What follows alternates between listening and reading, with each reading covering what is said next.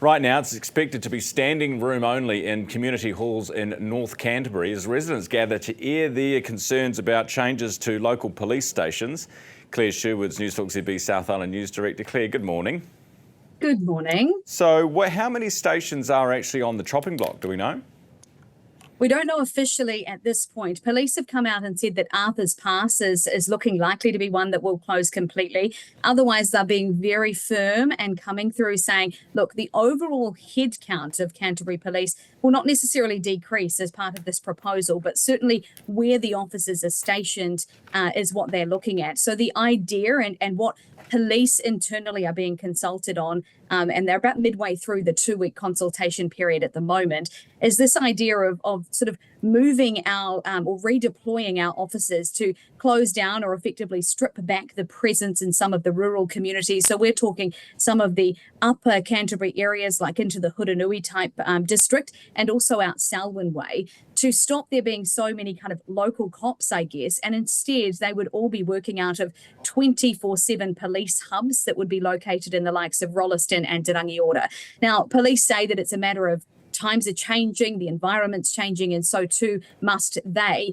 However, the rural communities have come out so strong in response to this. Federated Farmers have been big in sort of leading the charge, but I think even without Federated Farmers, the community pages for all of these districts down here have just been firing since last week when news of this started to leak out via media. People have been making signs. There are plans for these huge community meetings, 2 happening tonight, one in Culverden and one in Leeston, another in Hanmer Springs tomorrow, where the community is really keen to make sure that New Zealand Police are aware that they just don't buy it. They're not happy with this idea of centralised policing into hubs. As a news team, we've obviously been speaking to those impacted. We've heard from former police officers who say it seems to be a bean counting exercise. Of course, you get rid of local cops, so too go the police houses, the police vehicles, the police stations, and everything that goes with them.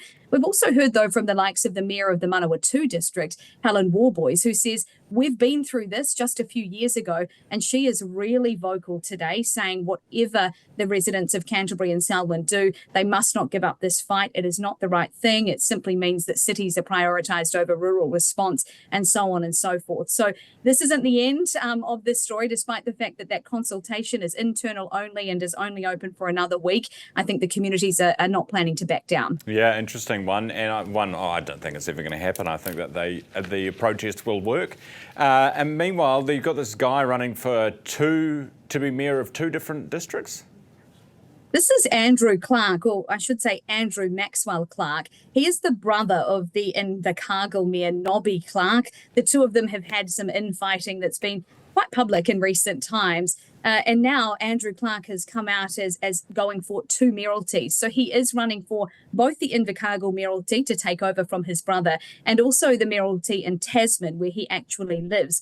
The curious part about this is that he's using 2 different names for both of those bids. So in Invercargill, he's put forward his nomination and his submission as Andrew Clark. And in Tasman, he's used his middle name, Maxwell Clark, for that bid.